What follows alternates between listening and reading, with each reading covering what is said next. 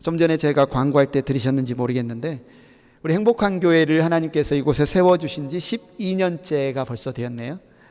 예, 아장아장 걷는 나이를 지나서 이제 유스 청소년이 될 만한 나이로 우리 에베네셀의 하나님께서 여기까지 인도해 주신 것 너무나 감사하고 찬양 드립니다.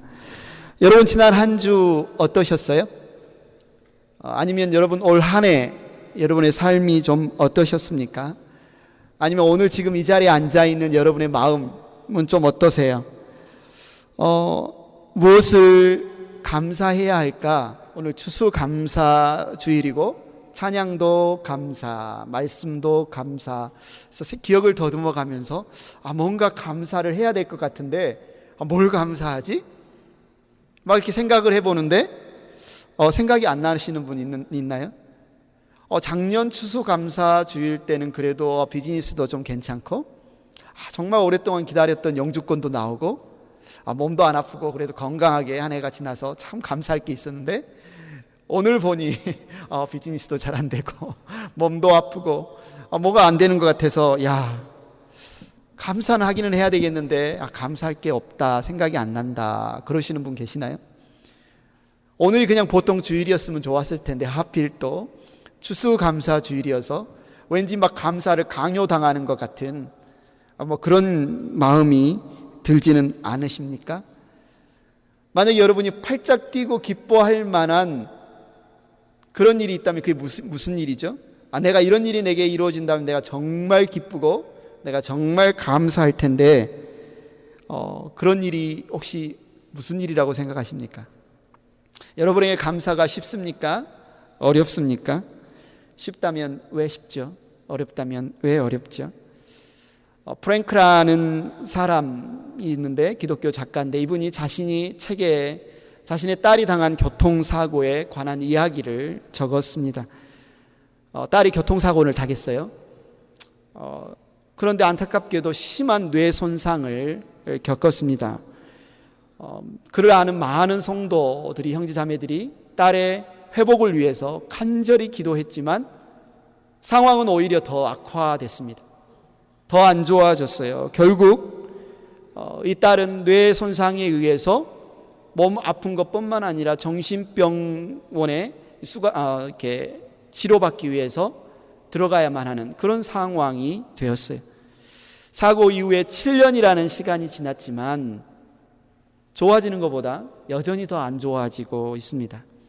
프랭크는 딸을 면회하기 위해서 운전을 하면서 병원으로 가는 동안 그 마음속에 막 여러 가지 오만 생각이 있습니다.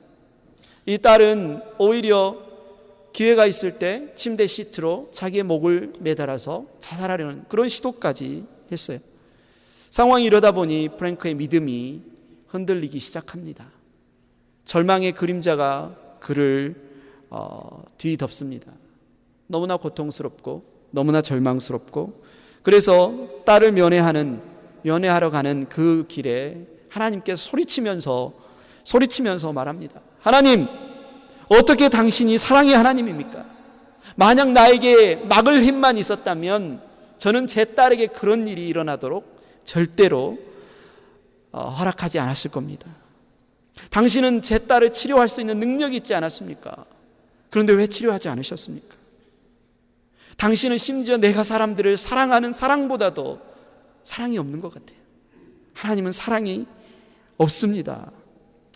프랭크는 자기 마음속에 점점 커지는 이 분노를 느꼈어요. 그때 하나님이 그 마음속에 이런 음성으로 다가오십니다. 나를 찬양하거라. 뭐 때문에요? 제가 뭐 때문에 주님을 찬양합니까? 프랭크가 대답했어요. 너의 딸이 있는 곳에서 나를 찬양하거라. 안 해요. 죽었으면 죽었지 절대로 못해요. 음성이 다시 들립니다. 너의 딸이 있는 바로 그곳에서 나에게 감사해라. 프랭크는 말합니다. 하나님, 나는 내가 그렇게 할 수 없다는 사실을 알아요. 저는 못할 것 같아요. 그래서 아예 시도조차 하지 않을 거예요. 프랭크가 계속 운전해서 정신병원을 가는 동안 성령께서 그의 마음을 만지십니다. 마음속에서 일하십니다. 그의 마음이 조금 더 누그러들고 부드러워진 것을 느낍니다. 그는 하나님께 말했어요. 글쎄요, 하나님, 내가 만약 할 수만 있다면 한번 찬양해 보도록 노력할게요. 하지만 안 된다면 저는 찬양 안 하겠어요. 조금 더 시간이 지나자 그는 또 고백합니다. 나는 하나님을 찬양할게요. 하지만 내 힘으로 할 수 없어요. 하나님 도와주세요. 정신병원에 도착했습니다. 그의 딸이 있는 곳은 아주 깊은 곳, 제한구역이기 때문에 통과하기 위해서는 많은 절차를 밟아야 합니다. 신원 확인도 해야 되고 여러 명이 설명도 들어야 되고 아주 오랜 시간이 걸려요. 프랭크는 자기 딸을 보러 올 때마다 늘 나는 왜 이곳에 오지? 이런 궁금함이 생겨요. 왜냐하면 아무리 딸을 보러 가도 딸은 아빠를 알아보지 못하기 때문이죠. 자기가 왔다는 사실도 모르는 것을 보면서 내가 왜 오지? 라는 스스로의 궁금증을 들었어요. 드디어 간호사를 따라서 딸이 있는 병실 문 앞에까지 도착했어요. 그때 다시 한번 하나님이 침착하고 단호하게 프랭크에게 말합니다. 너의 딸이 있는 바로 그곳에서 나를 찬양하거라. 프랭크는 마침내 하나님께 항복하며 말합니다. 알았어요, 하나님. 내 딸이 있는 그곳에서 하나님을 찬양할게요. 나는 나보다 하나님께서 내 딸을 더 사랑하시는 것을 알아요. 그 순간 문 너머에서 울면서 소리치는 희미한 목소리가 들립니다. 나는 아빠가 보고 싶어요. 나는 아빠가 보고 싶어요. 간호사가 문을 열자마자 프랭크는 땅의 병실로 뛰어 들어갑니다. 제정신을 되찾은 딸이 아빠를 보며 두 팔을 활짝 열어 아버지를 껴안았어요. 주변의 간호사들과 경비원들은 믿을 수 없다는 듯이 주위로 몰려들어서 그들을 애워쌉니다. 7년 만에 드디어 프랭크와 딸은 퇴원해서 집으로 돌아올 수 있었어요. 하나님께서는 왜 이렇게 끔찍한 상황 속에 있는 사람들에게 하나님을 찬양하라고 요구하실까요? 왜 우리에게 좋은 일, 기쁜 일, 좋은 상황에 있는 이들에게만 나를 찬양하고 나에게 감사하라고 말하지 않고 왜 이런 끔찍한 상황, 힘든 상황에 있는 사람들에게조차 나를 찬양하라고, 나에게 감사하라고 말할까요? 오늘 우리가 읽은 시편 50편 말씀 안에서 우리는 그 대답을 찾아보기를 원합니다. 성령님께서 오늘 이 말씀을 통해서 여러분에게 대답을 주시기를 원합니다. 여러분 성경 가지고 계시다면 성경을 한번 시편 50편을 한번 펴보십시오. 시편 50편을 펴보십시오. 시편 50편은 총 23구절로 되어 있는데 오늘 우리가 마지막 두 구절만 읽었죠. 50편 1절부터 6절까지의 말씀을 요약하면 이렇습니다. 하나님이 정말 이제부터 중요한 말을 할 테니까 너희가 귀를 쫑긋 세우고 들어야 한다. 이게 지금 시편 50편 1절부터 6절까지의 말이에요. 자, 내가 중요한 이야기를 할 테니까 귀를 쫑긋 세우고 들어라. 7절부터 15절은 하나님을 따르는 자들에게 주시는 메시지인데요. 세상의 모든 것이 이미 내 것이니까 나는 너희가 드리는 희생 제물이 필요 없다. 모든 것이 다 내 것이니까 내게 뭐 없는 거를 너희가 준다고 생각하지 말아라. 이런 말씀이죠. 그리고 16절에서 22절은 악인들에게 하시는 말씀이에요. 본문 22절 우리가 먼저 한글로 한번 읽어볼까요? 시작. 하나님을 잊은 자들아 이 모든 것을 깨달아라. 그렇지 않으면 내가 너희를 찢을 때에 구하여 줄 자가 없을까 두렵구나. 무슨 말입니까? 하나님을 잊은 자들아 너희가 지금 이 모든 것을 깨닫지 못한다면 너희가 당하게 될 공경과 어려움을 한번 생각해 보아라. 이렇게 말씀하고 있죠. 그러고 나서 23절 우리 해피 키즈 행복한 뉴스가 영어로 한번 먼저 읽어볼까요? 23절 벌써 23 시작.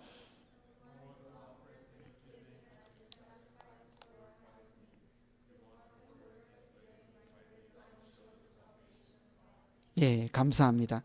감사하는 마음으로 제물을 바치는 사람이 나에게 영광을 돌리는 사람이니 올바른 길을 걷는 사람에게 내가 나의 구원을 보여주겠다. 하나님께서 오늘 시편을 통해서 우리에게 하시는 말씀이 지금 무엇일까요? 하나님 지금 무슨 말씀을 하고 싶으신 거예요? 이스라엘 백성이 정말 한 번도 제사를 쉬지 않고 열심히 소와 양을 가지고 하나님께 제사를 드렸는데 하나님 그 제사가 싫대요. 왜 싫대요? 너희의 감사하는 마음이 담기지 않은 겉모습만 드리는, 형식적으로 드리는 예배는, 제사는 나는 싫다. 그렇게 지금 말씀하시는 거죠. 오늘 우리에게 만약에 하나님 말씀하신다면 뭐라고 말씀하시겠어요? 너희가 주일 예배 드리러 오늘 왔지? 너희가 주일 예배 그냥 겉모습만 드리고 간다면 나 그거 원하지 않는다. 나는 그냥 겉모습만 드리는, 감사하는 마음 없이 드리는 제사는, 예배는 받지 않겠다. 이렇게 말씀하시는 거죠. 오늘 본문 12절 13절에 이렇게 말합니다. 내가 배고프다고 한들 너희에게 달라고 하겠느냐? 온 누리와 거기에 가득한 것이 모두 나의 것이 아니더냐? 내가 수소의 고기를 먹으며 숫 염소의 피를 마시겠느냐? 하나님은 희생 제물을 원하지 않는다. 나는 너에게 희생 제물을 기대하지 않는다. 대신에 뭘 원하신다고 말씀하십니까? 14절을 보세요. 감사 제사를 하나님께 드리며 너희의 서원한 것을 가장 높으신 분에게 갚아라. 감사 제사를 드리라는 거죠. 그리고 23절에 반복해서 한 번 더 명령하고 있어요. 감사하는 마음으로 제물을 바치는 사람이 나에게 영광을 돌리는 사람이니 올바른 길을 걷는 사람에게 내가 나의 구원을 보여주겠다. 이게 무슨 말일까? 이스라엘 백성들은 구약의 짐승으로 하나님께 제사를 드렸지만 히브리서 13장 15절에 이제 예수님의 안에 사는 우리들에게, 예수님 안에서 하나님을 믿는 우리들에게 어떤 제사를 드리라고 명령하고 있습니까? 13장 15절 같이 읽겠습니다. 시작. 그러니 우리는 예수로 말미암아 끊임없이 하나님께 찬미의 제사를 드립시다. 이것은 곧 그의 이름을 고백하는 입술의 열매입니다. 아멘. 예수님께서 구약의 제사가 요구하는 모든 조건을 다 충족시키셨습니다. 이제 우리는 예수님 안에서 예배 드리는 자들인데 하나님께서는 예수님 안에서 우리에게 받고자 하는 예배가 무슨 예배라고 말씀하시는 거예요? 예수로 말미암아 끊임없이 하나님께 찬미의 제사를 드리라. 우리에게 기대하시는 제사는 찬미의 제사라는 겁니다. 한 번 더 설명을 하고 있어요. 바로 하나님의 이름을 고백하는 입술의 열매를 드리라. 오늘 본문에서는 그것을 감사하는 마음으로 드리는 희생제물이라고 말하고 있죠. 하나님이 말씀하시는 입술의 열매, 찬미의 제사, 감사하는 마음으로 드리는 희생제물은 무엇을 의미할까요? 내가 기대하는 바가 잘 이루어지니까, 내가 원하는 것을 얻게 되었으니까, 아무 염려 없으니까 하나님께 드리는 그 감사를 말합니까? 그 제사를 말합니까? 만약 삶이 너무 힘들어서 나의 삶이 잘 되는 것 같아 보이는 것은 아무것도 없어도, 오늘도 남편과 아내가 대판 싸우고 왔어도, 우리 아이들 방에 들어가면 이 돼지우리가 따로 없고 여기저기 치우지 않고 보기만 하면 막 속이 썩어 문드러져도, 아이들이 게다가 학교 생활에 어려움이 있고 비즈니스는 마음 먹은 것처럼 그렇게 썩 되지 않고, 몸이 좀 안 좋아 의사를 만났더니 뭔가 징후가 안 좋아 보인다고 말을 하고, 그럴 때에도 하나님께 감사를 드리는 제사, 그럴 때에도 하나님을 찬양하는 제사, 그 제사를 하나님은 찬미의 제사다, 입술로 드리는 열매다, 그렇게 말하는 거죠. 프랭크처럼 딸이 수용된 정신병원 그 한가운데 하나님 감사합니다라고 말하는 거죠. 내가 가장 힘든 그 순간, 내가 가장 고통스러운 그 순간, 그곳에서 하나님 감사합니다라고 말하는 거죠. 쉽습니까? 할 수 있겠어요? 절대 쉽지 않죠. 절대 쉽지 않습니다. 정말 어려운 일이에요. 절대로 저절로 되는 것이 아닙니다. 내 마음으로는 어떨 땐 정말 그렇게 하고 싶지 않아요. 오히려 인간의 본능상 일이 안 되고 아프고 힘들면 원망이 나오고 짜증이 나오고 불평이 나오는 것이 너무나 더 자연스럽고 더 보편적인데, 하나님은 그때 감사해라, 그때 찬양해라, 찬미의 제사를 드려라. 그렇게 지금 우리에게 말하는 거죠. 하나님은 우리가 그렇게 제사하기를, 예배드리기를 원해요. 언제요? 추수감사절 오늘만요? 오늘만? 아니요. 계속해서 매일 매 순간. 여러분이 아주 잘 아는 말씀 있죠? 데살로니가전서 5장 18절. 우리 유스 친구들, 해피키즈 친구들 영어로 먼저 읽어볼까요? 시작.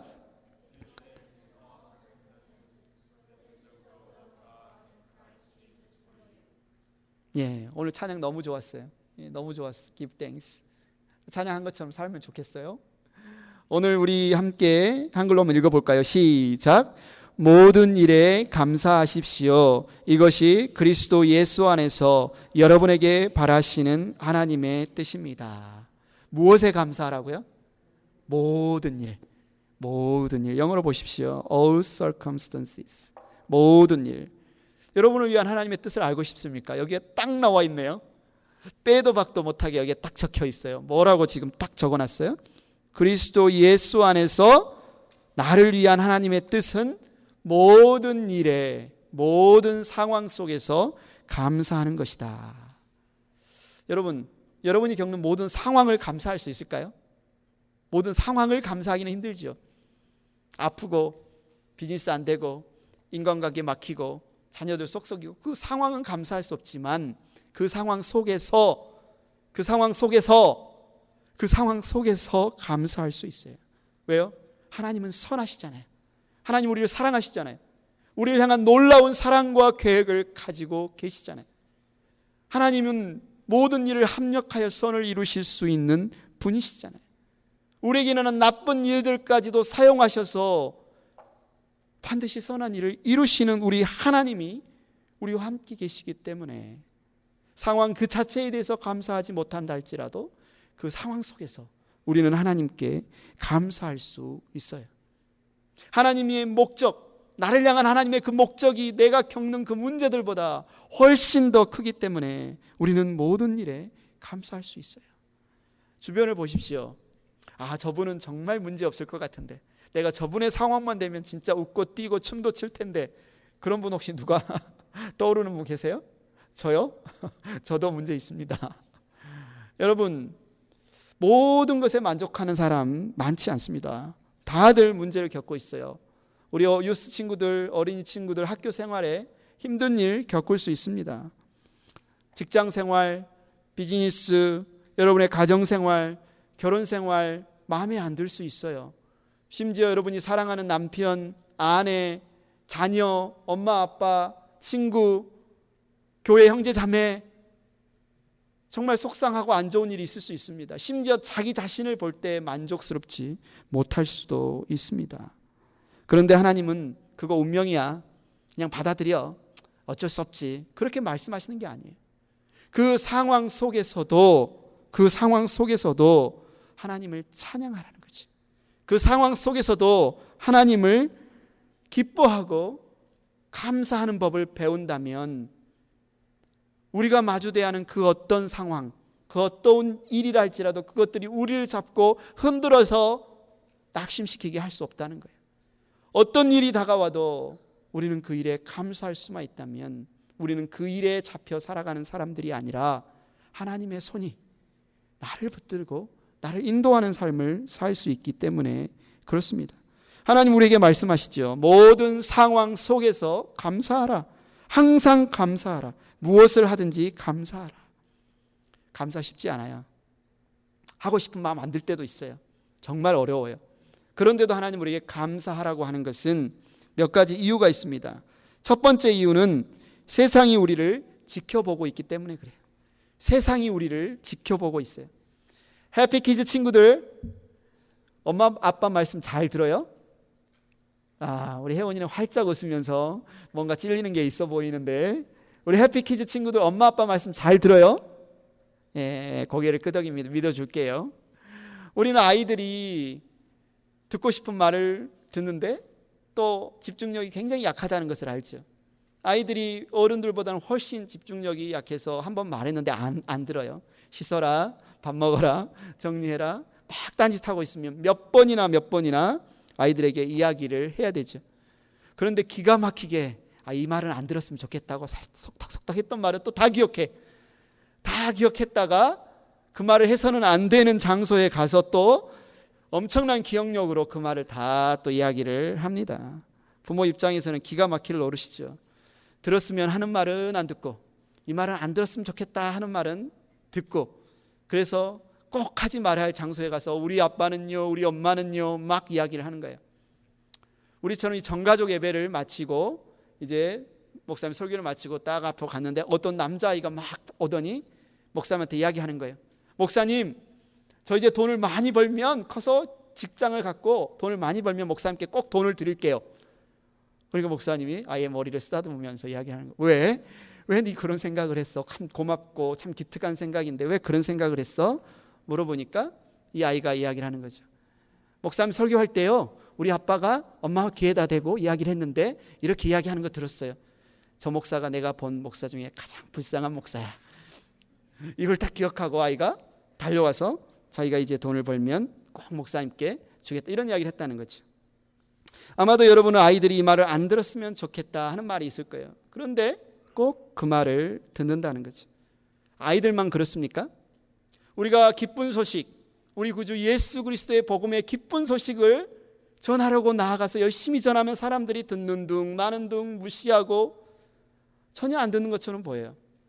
그런데 여러분 주변에 관계 있는 분들 보십시오. 안 믿는 분들 보십시오. 여러분에게 무슨 안 좋은 일이 일어났다, 어려운 일을 겪는다 하면 귀를 쫑긋 세우고 어떤 말을 하나 보자, 어떻게 반응하나 보자, 그렇게 귀를 쫑긋 세운다는 거죠. 사도행전에 그 예가 있지 않습니까? 사도 바울과 실라가 빌립보라는 도시에 가서 예수님의 기쁜 소식을 전하려고 노력했어요. 그런데 온 도시가 아주 막 폭동이 일어날 정도로 화가 나서 바울과 실라를 감옥에 넘깁니다. 16장 22절을 보십시오. 사도행전 16장 22절. 무리가 그들을 공격하는데 합세하였다. 그러자 치안관들은 바울과 실라의 옷을 찢어벗기고 그들을 매로 치라고 명령하였다. 나는 복음을 전하고 싶었는데 오히려 매를 맞고 체포되어서 감옥 깊은 곳에 갇히게 됩니다. 간수는 명령을 받아서 바울을 감옥 깊은 곳 실라를 가두고 그들의 손에 수갑을 채우고 발에 착고를 채워서 철동같이 밖에서 지키고 있습니다. 한밤중이 되어서 여러분이 잘 아는 것처럼 무슨 일이 일어났지요? 바울과 실라가 기도하면서 하나님을 찬양합니다.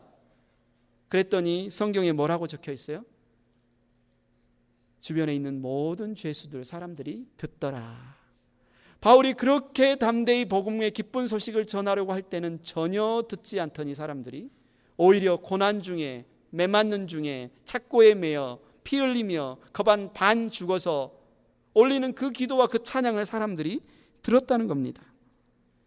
우리의 상황이 좋을 때보다 우리의 상황이 안 좋을 때 하는 말을 사람들은 더 귀 기울여 듣는다는 거죠. 그때 우리가 하는 그 말을 듣고 사람들은 우리가 무엇을 진짜로 믿는지, 우리가 무엇을 진짜로 의지하는지, 우리가 무엇을 진짜로 갖고 있는지를 지켜보는 것입니다. 여러분이 고난 가운데 있습니까? 역경 가운데 있습니까? 이것은 우리가 가진 믿음과 우리가 가진 소망과 우리가 가진 복음의 기쁜 소식을 사람들에게 증명할 수 있는 최고의 기회라는 거죠. 그때 우리가 보인 반응을 보고 사람들은 저 사람에게 뭔가 진짜 있다, 저 사람이 믿는 게 진짜 같다, 나도 알고 싶다, 저 사람은 어떻게 저렇게 반응할까 궁금해한다는 것이죠. 마태복음 5장 16절에 우리 주님은 우리에게 이렇게 말합니다. 이와 같이 너희 빛을 사람들에게 비추어서 그들이 너희의 착한 행실을 보고 하늘에 계신 너희 아버지께 영광을 돌리게 하여라. 여러분들이 여러분의 삶을 통해서 빛을 비추고 싶습니까? 여러분들이 다른 사람들을 예수님께 인도하는 일에 하나님께 쓰임받고 싶습니까? 그렇다면 뭐 어떻게 해야 한다고요? 기분 나쁠 때, 상황이 안 좋을 때, 몸 아플 때, 고통스러울 때, 그때 뭐 하라고요? 하나님을 찬양하십시오. 하나님께 감사하십시오. 그때 사람들은 귀를 기울이고 여러분들을 보고 듣게 될 것입니다. 두 번째 이유는 사탄이 우리를 지켜보고 있기 때문이에요. 사탄이 우리를 지켜보고 있어요. 베드로전서 5장 8절 10절 보십시오. 정신을 차리고 깨어 있으십시오. 여러분의 원수 마귀가 우는 사자같이 삼킬 자를 찾아 두루 다닙니다. 믿음에 굳게 서서 악마를 맞서 싸우십시오. 여러분도 아는 대로 세상에 있는 여러분의 형제 자매들도 다 같은 고난을 겪고 있습니다. 모든 은혜를 주시는 하나님, 곧 그리스도 안에서 여러분을 자기의 영원한 영광에 불러들이신 분께서 잠시 동안 고난을 받은 여러분을 친히 온전하게 하시고 굳게 세워주시고 강하게 하시고 기초를 튼튼하게 하여 주실 것입니다. 예수님을 믿는 우리에게 영적인 에너미, 적이 있는데 그게 누구예요? 사탄이에요. 사탄. 그런데 사도 베드로는 이 사탄을 무엇에 비유하고 있어요? 사자에 비유하고 있어요. 여러분 이 사진 한번 보십시오. 이 사자가 여러분 한국에서는 동물의 왕국인데 여기서는 지오그래피입니까? 이 다큐멘터리를 보면 야생에서 사자가 사냥하는 장면들을 우리가 볼 수 있는데 사자가 어떤 동물들을 노립니까? 사냥감, 먹잇감으로 어떤 동물들을 노려요? 누구를 노리죠? 졸고 있는 애? 약한 애? 병든 애? 뭔가 상처 다친 애? 이런 짐승들을 노립니다. 왜요? 공격해서 잡아먹기가 쉬우니까. 그래서 어슬렁어슬렁거리면서 오늘 말씀에서도 원수 악마가 우는 사자같이 삼킬 자를 찾아다니는 것처럼 사탄도 마찬가지예요. 우리 주위를 어슬렁어슬렁 하는데 누구를 찾냐면 약한 자. 공격하기 쉬운 타겟을 찾는데 사탄은 그 약한 자를 어떻게 분별해요? 그 입에서 불평과 원망, 찬양과 감사가 아니라 어떤 상황에서 불평과 원망이 나오는 그 대상을 볼 때 이 사람은 내가 공격할 수 있겠구나. 쉽게 먹잇감이 되겠구나. 그렇게 알아차린다는 거죠. 사도 베드로가 그래서 우리에게 뭐라고 말합니까? 정신을 차리고 깨어서 사탄에게 공격할 기회를 주지 말라고 경고하고 있어요. 믿음에 굳게 서서 사탄과 맞서 싸우라고 말하고 있어요. 우리가 어떻게 사탄과 맞서 싸울 수 있어요? 여러분이 어떤 상황에 있든지 사탄이 공격할 기회를 안 주는 거죠. 모든 상황에서 감사하는 거예요. 모든 일에 대해서 기뻐하는 겁니다.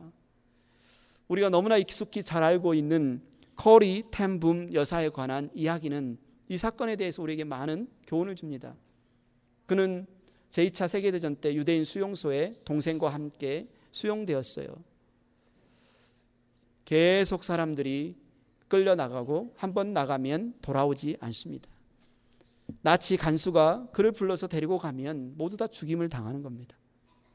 코리 텐붐 여사는 자기 동생과 함께 데살로니가전서 5장 18절 말씀을 보면서 하나님께서 이 상황 속에서 이 모든 일에 대해서 감사하라고 하는데 처음에는 감사하기 힘들지요.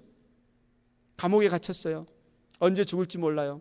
게다가 그 가운데는 돼지우리처럼 더럽습니다. 그 수감된 곳이 너무 더러운데 더럽다 보니 그곳에 수많은 벼룩들이 아주 그냥 잘 수가 없어요. 견딜 수가 없이 고통스럽습니다. 도저히 감사하기 힘든데 그들이 감사했어요. 그런데 이상한 일이 일어납니다. 옆방에 수감된 수많은 수감자들은 자꾸 끌려나가서 죽임을 당하는데 간수들이 이 방에는 오지 않는 거예요. 나중에 알고 보니 왜 오지 않았어요? 벼룩이 너무 많아서, 벼룩에 물려서, 벼룩이 너무 싫으니까 나치 간수들조차 이 방에 오지 않는 겁니다. 결국은 그들을 너무 고통스럽게 했던 벼룩 때문에 이들은 결국 살아남게 됐어요. 자기 이야기를 책으로 적어서 우리가 알 수 있습니다. 사탄이 무엇을 싫어해요? 나치 간수가 벼룩을 싫어한 것처럼 사탄은 우리가 하나님을 찬양하는 것을 싫어합니다. 하나님께 감사하는 것을 싫어합니다. 누군가 잡아먹을 수 있나 봤는데 하나님을 찬양하잖아요. 얘는 안 돼. 하나님 얘를 붙들고 더 강하게 하실 거야. 얘 안 돼. 다른 애 찾아보자 하고 가는 거죠. 누구를 싫어해요? 감사하는 자야. 찬양하는 사람을 싫어한다는 거죠. 세 번째 이유는 하나님이 우리를 지켜보고 계시기 때문에 그렇습니다. 하나님이 우리를 지켜보고 계세요. 역대하 16장 9절 같이 읽겠습니다. 시작.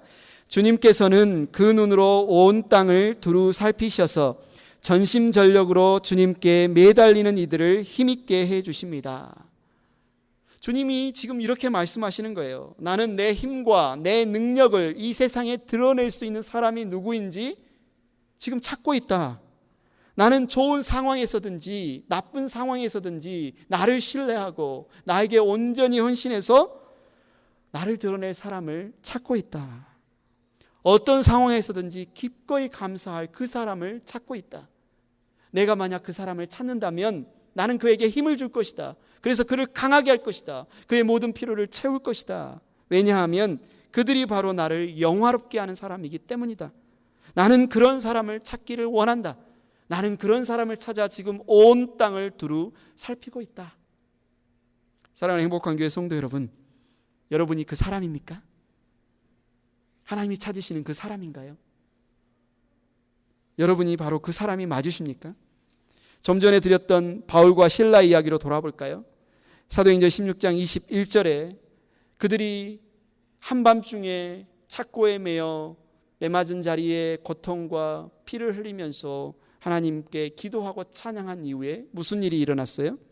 그때 갑자기 큰 지진이 일어나서 감옥의 터전들이 흔들렸다. 그리고 곧 문이 모두 열리고 모든 죄수가 수갑이며 착고가 풀렸다. 이들이 찬양할 때, 이들이 감사할 때 무슨 일이 일어나냐면 감옥문이 열렸어요. 그들을 꽁꽁 묶고 있던 수갑과 사슬이 풀렸습니다. 물론 우리는 스토리를 알아요. 바로 그 문이 열리고 착고가 풀린 이후에 바로 그들이 풀려나지는 않습니다. 그 다음 날 이들이 로마의 시민인 것을 컴플레인하고 나서 정중하게 사과를 받고 풀려나죠. 그러나 지금 무슨 일이 일어난 겁니까? 그들을 묶고 있었던 수갑이 풀렸어요. 감옥의 문이 열렸어요. 물론 우리의 삶에도 마찬가지입니다. 우리가 감사하고 찬양할 때 우리가 원하는 대로 모든 상황이 싹 바뀌지 않을 수 있어요. 우리가 이해하지 못하는 가운데 우리가 알지 못하는 하나님의 방법으로, 하나님의 계획으로 우리를 인도하시기 위해 그 상황을 하나님이 더 유지하실 수도 있어요. 그러나 우리가 알아야 할 사실은 무엇입니까? 우리가 찬양할 때, 우리가 기도할 때 우리를 억압하고 있는 사슬은 바로 끊어진다는 사실입니다. 좌절의 사슬, 패배의 사슬, 원망의 사슬, 불평의 사슬이 끊어집니다. 그리고 우리는 주님의 사랑의 줄로, 주님의 믿음의 줄로 주님이 우리를 붙들어 주님 품으로 인도하시는 것을 우리는 봅니다.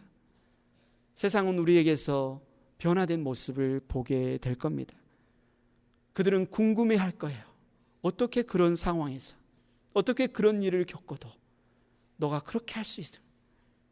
우리를 맴돌던 사탄은 우리가 주님을 찬양하는 모습을 보고 우리가 주님께 감사하는 모습을 보고 우리를 피해 다른 곳으로 갈 겁니다.